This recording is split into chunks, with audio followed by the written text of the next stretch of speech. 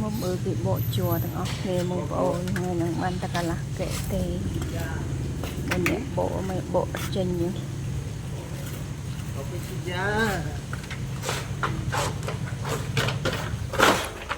cắt cái cạnh chân này nó cọc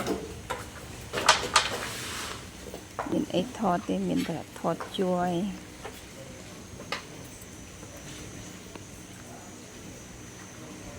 ban cả là kệ ngày nắng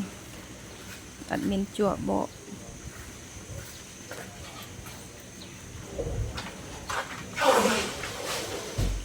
đinh hào ra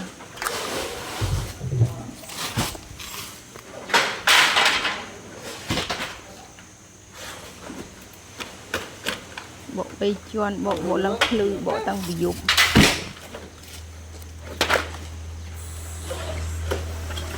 nè bộ thong say nghe lên một tầng